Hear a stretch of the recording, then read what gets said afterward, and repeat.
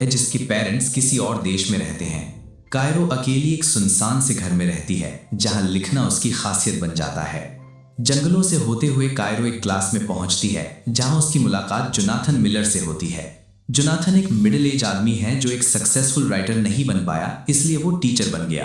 Cairo के class में आने पर जोनाथन उसे सिलेबस में दी गई कुछ किताबें पढ़ने को कहता है, लेकिन कायरो वो सारी किताबें पहले ही पढ़ चुकी होती है। तभी वहां एक और लड़की विनी आ जाती है जो उसी क्लास की स्टूडेंट होने के साथ साथ कायरो की अच्छी दोस्त भी है।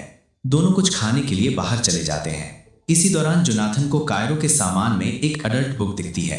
जोनाथन का एक दोस्त बोरिस भी वहां आ जाता है और वो जोनाथन से वो किताब लेकर पढ़ने लगता है। बाद में बोरिस और जोनाथन दोनों कायरो के पास जोनाथन की लिखी हुई एक किताब की कॉपी देखकर हैरान हो जाते हैं।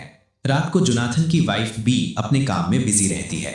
उसका ध्यान अपनी तरफ लाने के लिए जोनाथन उसे बताता है कि आज क्लास में एक स्टूडेंट उसकी किताब पढ़ रही थी। ये सुनकर बी का ध्यान काम से हट जाता है।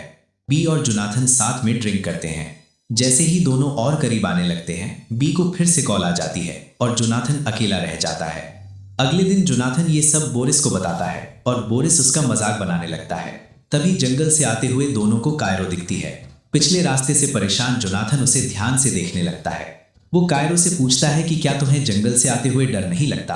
कायरो जवाब देती है कि इन जंगलों में सबसे डरावनी चीज मैं ही हूँ। ये सुनकर जोनाथन हंसने लगता है। स्कूल के अंदर विनी जानबूझकर अपनी किताबें नीचे गिरा देती है।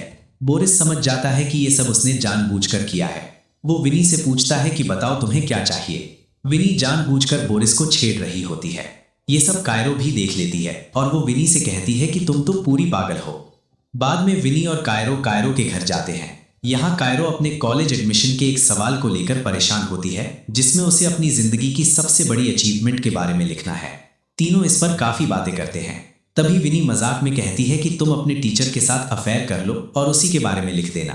कायरो कहती है कि जोनाथन मुझसे 20 साल बड़ा है, लेकिन विनी उसे समझाती रहती है कि आजकल ये सब नॉर्मल है और जोनाथन भी एक अच्छा जेंटलमैन आदमी है जो कायरो के फर्स्ट टाइम के लिए बिल्कुल परफेक्ट है। विनी कायरो के सामने जोनाथन की बातें करने लगती है कि वो क्लास में उसे किस तरह देखता है। ये सब सुनकर कायरो शर्माने लगती है और उसका इंटरेस्ट जोनाथन में बढ़ने लगता है। अगले दिन से कायरो जोनाथन को घूर घूर कर देखने लगती है। जोनाथन उसके पास आकर कहता है कि क्लास के बाद मुझसे मिलना। क्लास के बाद जोनाथन बोरिस को डिनर पर इनवाइट करता है। बोरिस वहां से एक डांस स्टेप करते हुए चला जाता है। उसके जाने के बाद जोनाथन वही टेप ट्राई करने लगता है और तभी वहां कायरो आ जाती है। दोनों हंसकर इस बात को टाल देते हैं। जोनाथन कायरो के लिखे हुए एक पैराग्राफ से इतना इंप्रेस होता है कि उसे वो पूरा पैराग्राफ शब्द शब्द याद हो जाता है। ये देखकर कायरो भी खुश हो जाती है कि उसने उसके लिखे पर इतना ध्यान दिया। जोनाथन चाहता है कि कायरो अपने किसी फेवरेट ऑथर के स्टाइल में एक शॉर्ट स्टोरी लिखे। अगर वो ऐसा कर देगी तो जोनाथन उसे मिड टर्म में फुल मार्क्स देगा। कायरो तुरंत मान जाती है। वो जोनाथन को बताती है कि उसने उसकी किताब भी पढ़ी है।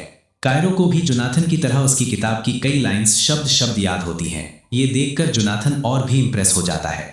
जोनाथन कायरो को इस वीकेंड एक जगह बुलाता है जहां वे उसके इस असाइनमेंट के बारे में डिस्कस करेंगे। रात को बोरिस, जोनाथन और उसकी पत्नी बी डिनर पर जाते हैं। वहीं विनी उनका ऑर्डर लेने आती है। बी ने जोनाथन से पूछा कि क्या ये वही लड़की है जिसके बारे में तुम बात करते हो। जोनाथन ने कहा नहीं, वो कायरो है। लेकिन यहाँ साफ दिख रहा था कि बी जोनाथन का कायरो में इंटरेस्ट देखकर जलन महसूस कर रही थी। अपना गुस्सा निकालने के लिए वो बोरिस के सामने ही जोनाथन की बेइज्जती करने लगी। वो कहने लगी कि अब तुम में वो राइटर वाली बात नहीं रही, तुमने पिछले कई सालों से कुछ भी नहीं लिखा। जोनाथन चुपचाप पीछे जाकर पास में बैठ गया। वहां एक आदमी कविता बोलने लगा। जोनाथन बहुत ध्यान से वो कविता सुन रहा था और कायरो लगातार जोनाथन को ही देख रही थी।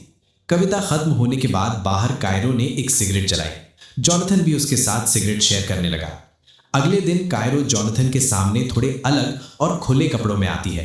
बोरिस ने जब इसके बारे में पूछा तो कायरो ने कुछ नहीं कहा। बोरिस के जाने के बाद कायरो जोनाथन के साथ बैठकर बातें करने लगी। दोनों की नजदीकियां बढ़ने लगी थीं। क्लास की तरफ जाते हुए जोनाथन को उसकी वाइफ का मैसेज आता है कि कहीं बाहर घूमने चले। क्लास के अंदर कायरो जोनाथन को अपने फेवरेट ऑथर के बारे में बताती है जिसके स्टाइल में वो स्टोरी लिखेगी। जोनाथन को घर जाने की जल्दी थी, इसलिए उसने जल्दी में हाँ कर दी। उसके जाने के बाद विनी जोनाथन की टेबल पर चढ़कर कायरो को चिढ़ाने लगती है। तभी वहां जोनाथन से मिलने बोरिस आ जाता है। विनी बोरिस को भी चढ़ाने लगती है और उसका फोन अपने कपड़ों में छुपा लेती है। उधर कायरो को अपना फोन नहीं मिल रहा था। दूसरी तरफ जॉनथन का अपनी वाइफ के साथ घूमने का प्लान कैंसिल हो जाता है क्योंकि वो अपने काम में बिजी थी। तभी जॉनथन के पास कायरो का कॉल आता है। दरअसल गलती से जॉनथन अपने बैग में कायरो का फोन ले आया था। प्लान तो वैसे भी कैंसिल हो चुका था, इसलिए जॉनथन कायरो को उसका फोन देने निकल जाता है। जब वो कायरो के घर के बाहर पहुंचता है तो बारिश होने लगती है। कायरो एक पतली सी ड्रेस पहनकर जॉनथन के पास आती है। दोनों एक दूसरे को देखते रहते हैं और फिर दोनों किस कर लेते हैं। इसके बाद जॉनथन वापस अपने घर आ जाता है। यहाँ कायरो उसे एक मैसेज भेजती है। जॉनथन की वाइफ उससे कहती है कि तुम्हारे यहाँ रहने से मैं काम नहीं कर पा रही हूँ, इसलिए जॉनथन वहां से एक छोटे से केबिन में चला जाता है। वहां वो कायरो की भेजी हुई स्टोरी प्रिंट करता है और पढ़ने लगता है। वो एक अडल्ट स्टोरी होती है जिसमें एक टीचर और एक स्टूडेंट के रिश्ते को दिखाया गया होता है। ये पढ़कर जॉनथन काफी उत्तेजित हो जाता है। अगले दिन सब बदल जाता है। क्लास में जॉनथन कायरो को वैसे नहीं बुलाता जैसे पहले बुलाता था। कायरो पूछती है कि क्या हुआ। जॉनथन कहता है कि उसे उसकी स्टोरी बिल्कुल पसंद नहीं आई, उसमें बहुत गड़बड़ियां हैं। जब कायरो कहती है कि ये सब हमारे बारे में है तो जॉनथन साफ कह देता है कि हमारे बीच ऐसा कुछ भी नहीं है, हम सिर्फ टीचर और स्टूडेंट हैं और कुछ नहीं। ये सुनकर कायरो का दिल पूरी तरह टूट जाता है। जॉनथन उसे कहता है कि या तो ये स्टोरी दोबारा लिखो या मैं तुम्हें मिड टर्म में फेल कर दूंगा। कायरो गुस्से और दर्द से भर जाती है। वो कहती है कि उसकी स्टोरी एकदम परफेक्ट है और जो वो नहीं लिख पाया वही उसने लिख दिया है। कायरो गुस्से में जॉनथन को एक मामूली राइटर कह देती है और कहती है कि अगर दम है तो मुझे फेल करके दिखाओ। वो रोते हुए घर चली जाती है और विनी के साथ ड्रिंक करने लगती है।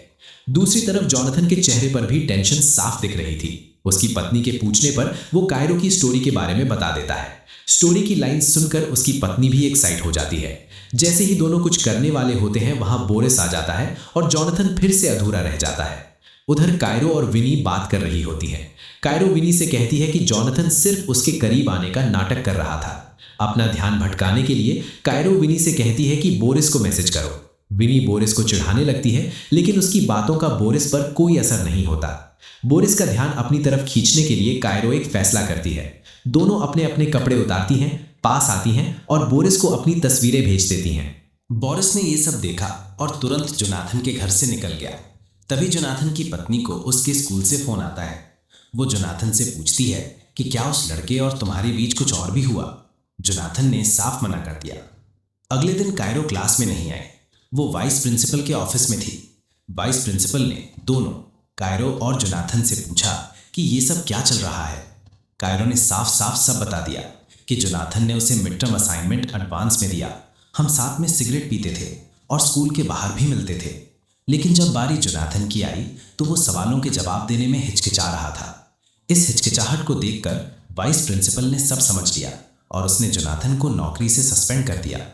ऑफिस के बाहर बोरिस ने जोनाथन से कहा कि उसे अपनी लिमिट समझनी चाहिए थी। अब लिमिट क्रॉस करने की वजह से ये हाल हुआ। बोरिस वहां से चला गया। जोनाथन घर जाकर अपनी पत्नी को बताता है कि उसे नौकरी से निकाल दिया गया है। उसकी पत्नी को उस पर शक होने लगता है और वो फिर से पूछती है कि क्या दोनों के बीच कुछ हुआ।